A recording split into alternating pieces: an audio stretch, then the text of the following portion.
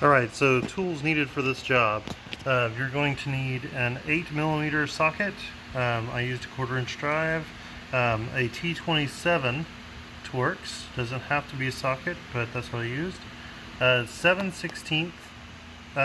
Actually, this is to go on the end of puller, just to keep it from messing up where the bolt goes. So that's what I use that for. And then a T50 Torx, that's for the steering wheel, and it does need to be a socket because that thing is on there. Or it can be. Well, when you put it back on, you need to torque it down pretty hard. So there's that. And then a Phillips head, a long flat tip, some cutters for the one wire tie you're going to find. I use this to spin the handle of the puller. You can use a socket. I'm not sure which size it is, probably 9/16. And then of course my ratchets there. That's all the tools needed for this job. The horn on this doesn't work and the airbag light's on. So that means that we need to replace the clock spring.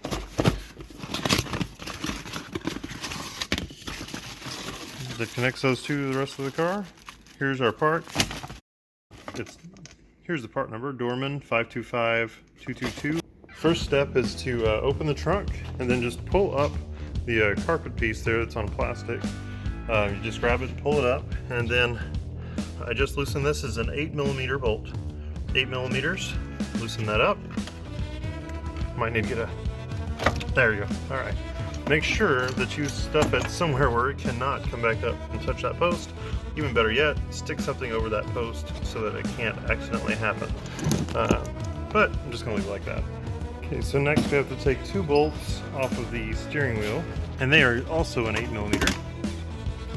Okay, so let's see. So let's get the wheels straight there. It's easier to see them. Turn on the light here, and you'll find them right there, that round cover, and over here, the round cover. Those two, let's give you a point of reference, so that's where they are. Pop those off, use the thinnest screwdriver you can to get behind there, or a pick, that's what I'm going to use. Otherwise you damage those up, which I've already done a little bit on this one. Let's just go ahead and... There you go, they like to fly off. So, there's one.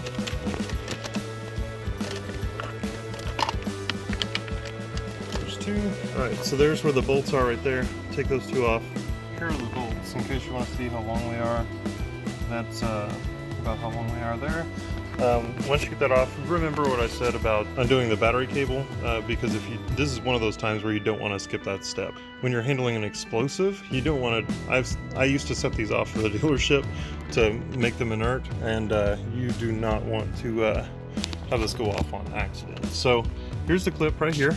Make sure you remember to put this back on the same way you take it off by pulling up on this clip or pushing down on it. There you go, push down, and then it pulls straight off. Kind of wiggle it a little bit, and there you go. So there's the back side of the airbag. That's where it clips in. There's the clip. This is part of what came with your clock spring.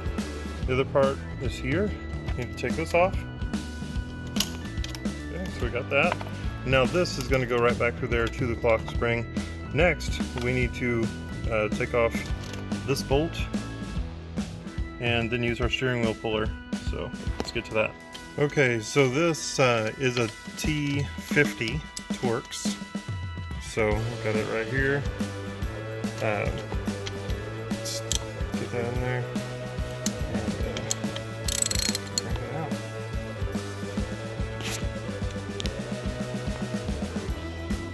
Here's that bolt taken out. It's really not that deep, so it probably took about 75 pounds of force to take this off. I'll put the, if you want to torque it down, which is the right way to do things, then I'll put the torque specs in the description. And so now we've got that bolt out. Now we need to put a puller on here so we can get that thing off. Alright, sorry for the fan noise. It's getting hot in here, but so I'm going to go ahead and take this part off so that we can get the steering wheel puller on. Just take these 4 bolts, they're T20, so we're going to take those off real quick. Once you get the thing unbolted, there are springs behind each bolt. These won't fall out because they've got clips in them, but you'll want to do that. And then this will get out of the way. This is connected to your buttons here, but I think we can just move that out of the way. That should be enough to be able to get the puller right there and use that to pull this out. So, okay, so you'll want to use some like nail polish or whiteout or something like that to put a dot where you want the steering wheel to line up. I did it 2 places because the stuff I was using wasn't great. Whiteout is actually the best, but I don't have any around right now. You want to drive a bolt in here, and then I'll show you the rest of the setup. Okay, so here's the setup. I've got the bolt down there and the puller set up here. Here's the puller set, and then I screw this in tight enough to keep it from falling apart like that. Alright, take like 5. Okay, steering wheel removal part 17,081. I went back and got this guy. It's the, in case you need it, it is the 2/3 jaw puller, 5-ton from AutoZone or O'Reilly's. I put one on each one of these because the jaws won't grab around the sides. It'll only reach behind the top and the bottom. Then I had to use a small bolt that doesn't contact the threads to go in to push on, and then a 7/16 socket to stick the post in so it won't mess up the threads there. And then I pushed on and pushed on. It got really tight. Once it got really tight, I stopped. I wiggled the wheel back and forth, waited a second, and the thing just popped straight off. So otherwise I would have probably hit it with a hammer a couple of times here just to kind of like jar it. Probably would have popped loose then, otherwise tighten it a couple more times. There it goes. But that hopefully will save you a bunch of time trying to figure out which tool to use, because the steering wheel puller for this that they gave me that I showed you earlier is terrible and will not work for this. So there you go. Alright, so now we've got the steering wheel off. This is what it looks like. Now you're going to need a Phillips screwdriver. On both sides, about right here, there's a Phillips screw. Take that off to drop this part of the housing.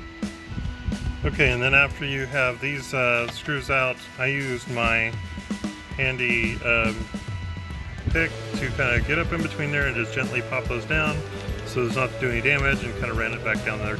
So next what we're going to do is just go ahead and get this piece loose. There are some clips like this. I went ahead and pulled one off already underneath the dash. You just want to take these. This one actually will slide straight off of. You don't have to take it off. You have to take both of those off. If you kind of rotate this where you can get a flathead screwdriver under kind of the either side of this, it kind of stays raised by this. It's easier to pop out, and then you just pull it straight out. And then we'll pull up and we'll carefully pull this straight out this way. And there's a couple of clips in here and little posts in there as well. So you want to make sure and take this off second, not off first. Okay, so got this off, and whenever I pulled on it, this part where the clip goes in and right over here, both of those broke off. There are enough other things to hold it in securely that's okay, but that's always what you face on these, is those may break off. Anyway, that's why you got to make sure you pull it straight out, and even when you do pull it straight out, sometimes they still want to pop.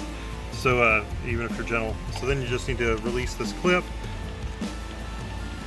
press down from up here and pull. So just press right here and pull straight up, and it'll release.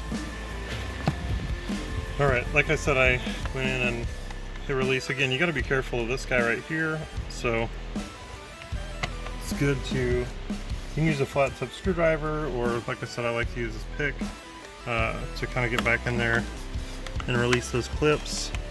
So I just kept getting this thing back in there. I turned it this way as I slid it back, and I was able just to pop those loose. Here's how they're held in. Let's see if you can see these guys. This little hook hooks into here.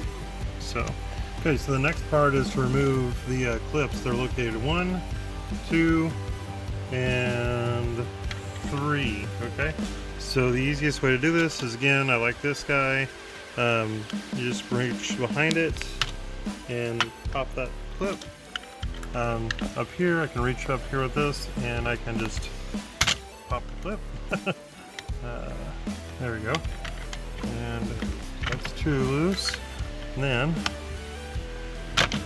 okay, once you have those 3, then you just pull it, and it comes straight off like that. And then we release the wiring harness that way, and then we're going to get down into this part. And we're going to remove that one. There's one right here as well. you push up on this little tiny tab under here, and this guy will slide right out. Okay, and then after you slide out this guy right here, then it's actually just held on by this little zip tie here, and this guy right here is not used.